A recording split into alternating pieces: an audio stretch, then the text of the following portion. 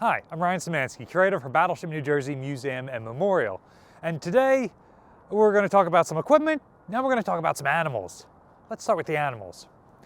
It is traditional on sailing ships going all the way back to Roman times and probably earlier than that, that you would have animals on board the ship.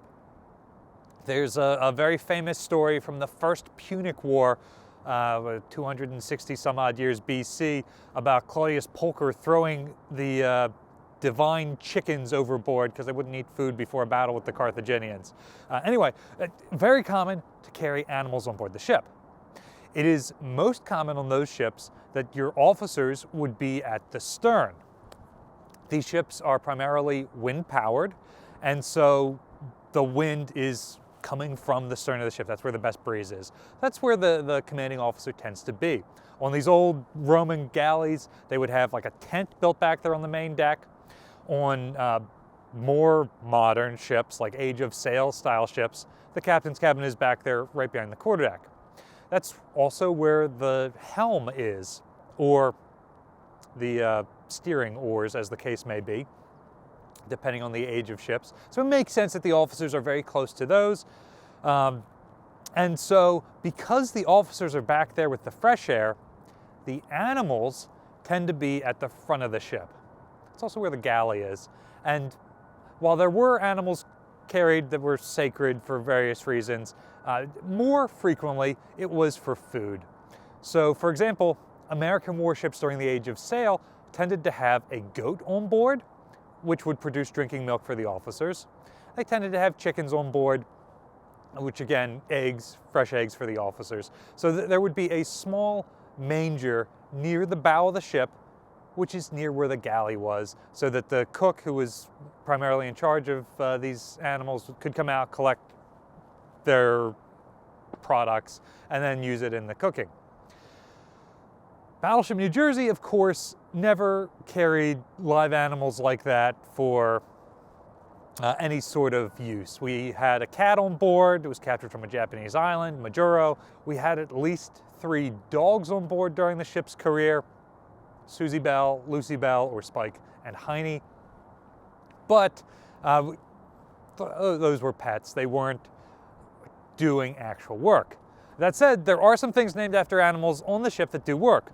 And because you never let progress stand in the way of tradition, those things all are near the bow of the ship. So here we are at the forecastle, where these animals would have been traditionally stored, which might be why a lot of the equipment up here gets named after animals. So the modern day manger on a warship is the forecastle.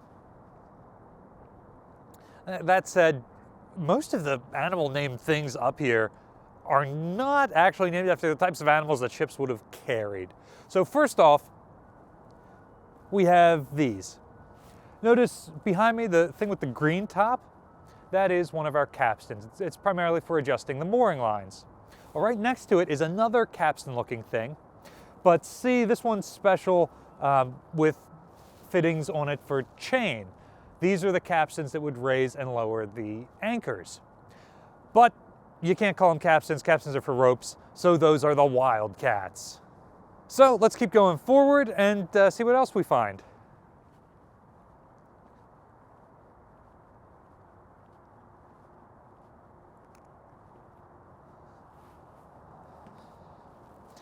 Here's our first thing. This is a pelican hook.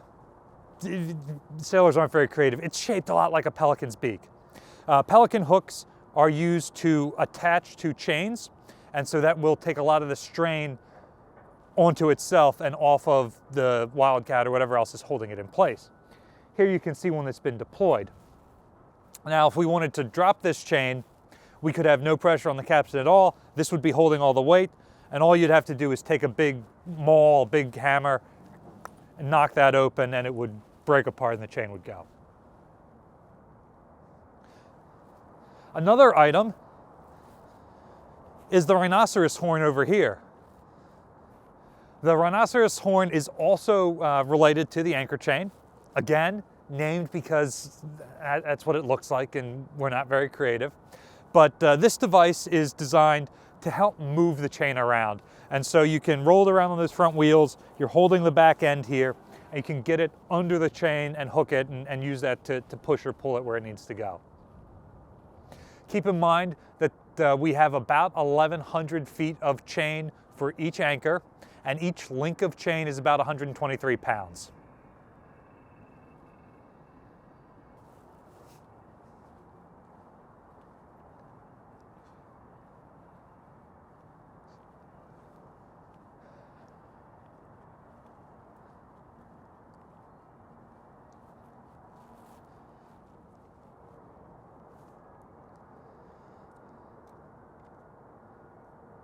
So here at the extreme bow, we have where the anchor chains come out, and the anchors are just on the other side of this. Because you have these two openings here with a chain running through them, it's called the bull nose, which again, some ships probably carried cows, but besides transports carrying bulls,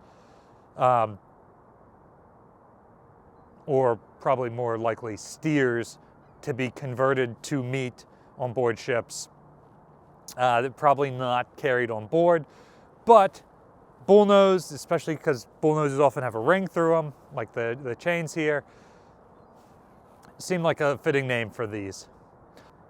Another piece associated with the ground tackle system, or the anchors, was called the cat's head.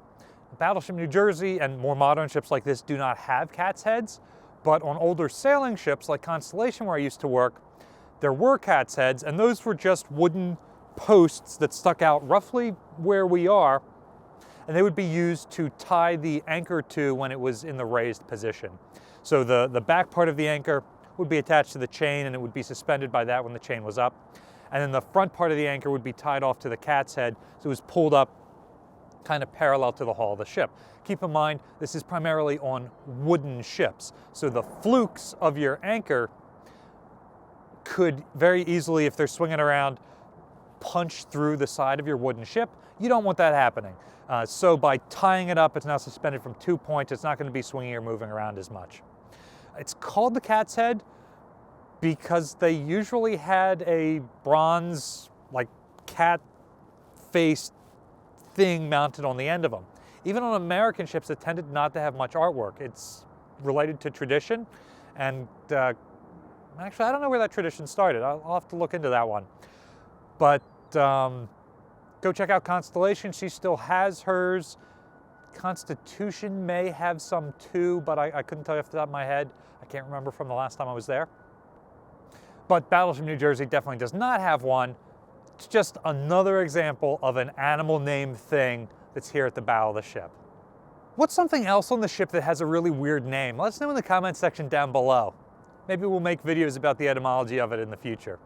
Battleship New Jersey receives operating support from the New Jersey Department of State, also from a number of other businesses and private individuals like yourselves. We really appreciate your support. There's a link in the description below to donate to support the museum. You can also support us by liking, sharing, and subscribing so more people find out about us and the museum. Thanks for watching.